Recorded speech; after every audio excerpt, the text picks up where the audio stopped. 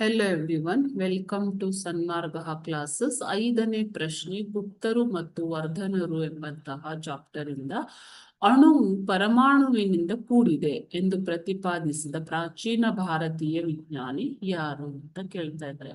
Options ನೋಡೋಣ. Option A Kapila, option B Dhanvantari, option C Sushruta, option D Charak. Okay, ಧನ್ವಂತರಿಯು ವೈದ್ಯಕೀಯ ಕ್ಷೇತ್ರದಲ್ಲಿ ಪ್ರಸಿದ್ಧರಾಗಿದ್ದನು. ಓಕೆ, ಕಪಿಲನು ಸುಶ್ರುತನು ಕೂಡ ವೈದ್ಯಕೀಯ ಕ್ಷೇತ್ರದಲ್ಲಿ ಪ್ರಸಿದ್ಧಿಯನ್ನ ಪಡೆದಂತವನು. ಓಕೆನಾ ಮಕ್ಕಳೇ. ಚರಕನು ವೈದ್ಯ ವಿಜ್ಞಾನಿಯಾಗಿದ್ದು ಚರಕ ಸಂಹಿತೆಯನ್ನು ಕೂಡ ರಚಿಸ್ತಾನೆ.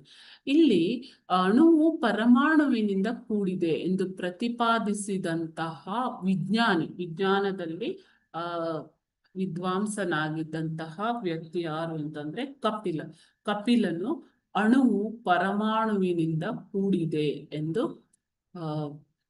ಪ್ರತಿಪಾದಿಸಿದಂತಹ ಪ್ರಾಚೀನ ಭಾರತೀಯ ವಿಜ್ಞಾನಿ. ಓಕೆನಾ.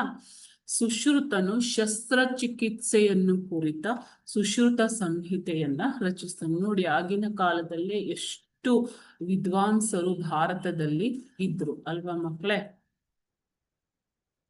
Okay, thank you.